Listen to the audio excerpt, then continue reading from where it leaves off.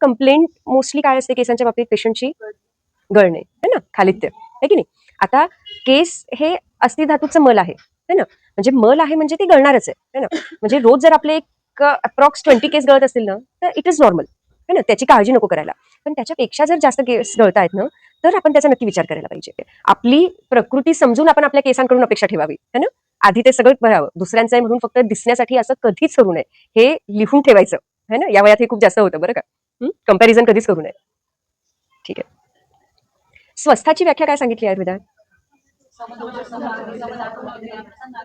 स्वस्थ इत्यादी दीयते है ना. तुम्हाला जर चांगली भूक लागत असेल, तुमचं पोट व्यवस्थित साफ होत असेल, झोप चांगली लागत असेल, तुमचं मन प्रसन्न असेल, तर मग केस असू द्या ना कसे पण, काय हरकत आहे है ना. आपण ते ऍक्सेप्ट करायला पाहिजे आणि आपण स्वस्थ राहायला पाहिजे, आपण खुश राहायला पाहिजे.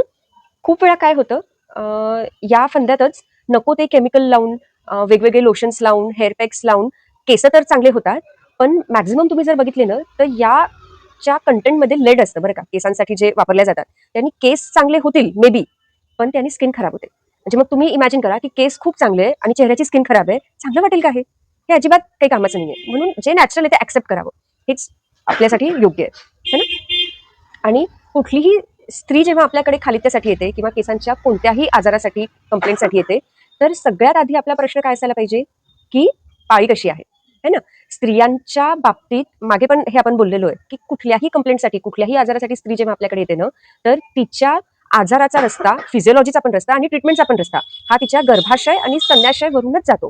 म्हणजे जोपर्यंत आपण तिचे पाळीचे त्रास कमी करत नाही, तोपर्यंत ती कशाहीसाठी आपल्याकडे आलेली असेल, भले ती वातविकार असो, केसांसाठी असो, पिंपल्ससाठी असो, पोटाच्या आजारासाठी असो, अम्लपित्तासाठी असो, काही असो, जोपर्यंत पाळीचे त्रास आपण तिचे बरे करत नाही, तोपर्यंत तिचं मुळापासून आपण चिकित्सा तिची प्रॉपर करू शकत नाही. तर हे नेहमी आपल्या बॅक ऑफ द माइंड पाहिजे जेव्हा फिमेल पेशंट आपल्याकडे येते है ना.